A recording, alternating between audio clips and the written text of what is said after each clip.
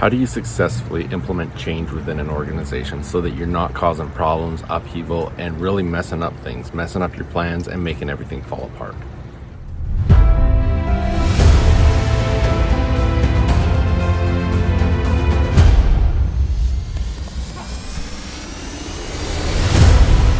Hey, welcome back. Jeff Heggie, Daily Success Strategies. Thanks for being with me today. So yesterday I had an opportunity to be a guest on someone's podcast, and one of the things that we talked about was implementing change in an organization, because different situations, change can be a good thing, change can be a bad thing according to the employees and the team and everything. And so I shared a few examples of how I've done it myself and the things I've learned from it, because in an organization, whether it's a business, whether it's an association, whether it's an athletic team, whatever it is, you've got to be able to accept change, because if you're not changing, you're not growing. If you're not growing, you're stagnant. You're not going to be successful. So you've got to be able to figure out the ways that you can implement change that are going to help take you to the next level. So my first example was when I was in the banking industry. When I got promoted to be a bank manager, I went to a branch that hadn't had very much change for years. And the thing about it was the employees had been there for a long time as well. And so they were kind of set in their ways. They wanted to do things how they'd always done it. In fact, there's one lady that was there. She's an incredible person. I love working with her, but she had been at the bank at that branch longer than I had been alive. And so it kind of puts in perspective this young kid coming in and all of a sudden wanting to start to innovate and make some changes. And I had to deal with that. And the whole team resisted a lot of the change, but we wanted to grow, we wanted to build up the branch. And so some of the times I had to implement change that came with a lot of resistance. But one of the things I did was I started to add little bits of things at a time. In the beginning, I didn't change anything. I let them get to know me, understand me before I started to implement any change. But when I got to the point that we needed to do it, I tried to gradually make these changes. And then once we got into that culture that change was okay, I would even do some changes not out of necessity, just to make the changes and get people used to it. And it seemed to work out really well. But even better example was when I started my manufacturing company. Started that in 2005, and you look at from 2005 till today, what's happened in the real estate industry, which was what we were involved in. We've had a roller coaster. And so there's a lot of things, we talk about pivoting. Well, as a company, we had to pivot a lot. What's pivoting? It's changing.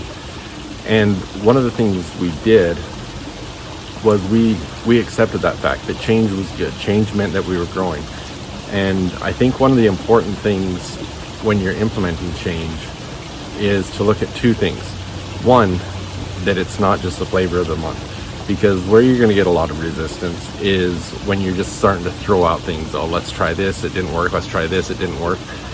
And when you implement something new, when you make a change, your team starts thinking, oh, here's this new flavor of the month. It'll just be around for this month and we'll do something new next month. So you've got to make sure you're not getting into that position. But you've got to be willing to take those risks and make the change.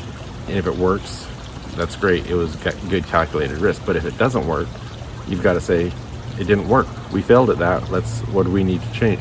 And I think where that comes in, I've talked in previous episodes about having employees that have that entrepreneurial mindset, that own their position, that own what they're doing, and are bought into the whole system. When you can involve them in making those decisions on where you need to go to make these changes and how you're going to implement these changes, I think that is really valuable. In my manufacturing company, I had some incredible employees throughout the company, but I think of one specifically, and he was really bought in, and he really brought a lot of success to the things that we did because he was willing to take ownership of so many things, and he was just outstanding.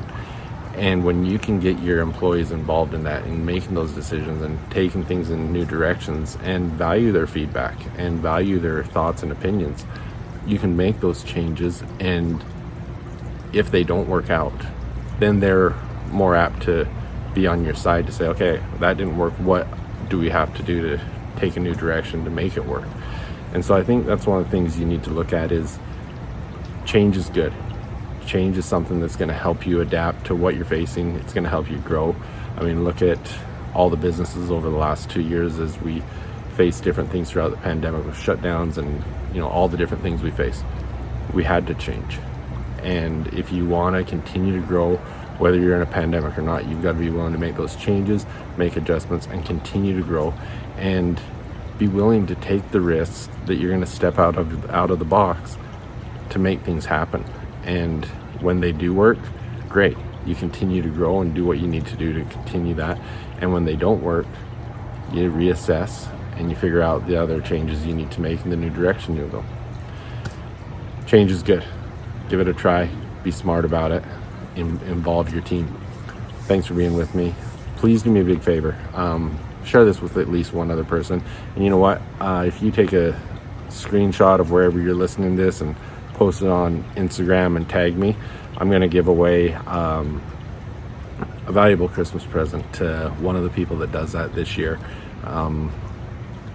So yeah, I'll make it worth your while. Whether you're an entrepreneur, athlete, depending on who the draw ends up picking, I will make sure it's a valuable gift. But thank you and appreciate you being with me, and I will be back tomorrow. Hey, some of you may know this, but in addition to my coaching, I've recently joined Geneva Financial Home Loans, a mortgage lender headquartered in Chandler, Arizona, as a mortgage loan originator. I've always had a passion for serving others, and now I'm proud to also be a part of Home Loans Powered by Humans. If you're in the state of Arizona and looking to take the next step in your journey, contact me at 801-830-3858 to start the conversation. NMLS number 42056, BK number 0910215, Equal Opportunity Lender. Hey, athletes and parents of athletes. So much time, money, and effort is put into the physical aspect of your sport to become the best you can be. But the mental game, it's often neglected, and it's just as important as the physical game. In fact, it's usually the differentiator between the good and the great athletes. Come and join me in the Confident Athlete program where you'll learn to control your confidence, develop a powerful mindset, and unlock your full potential. Go to jeffheggie.com/confidentathlete to find out more. I look forward to seeing you there.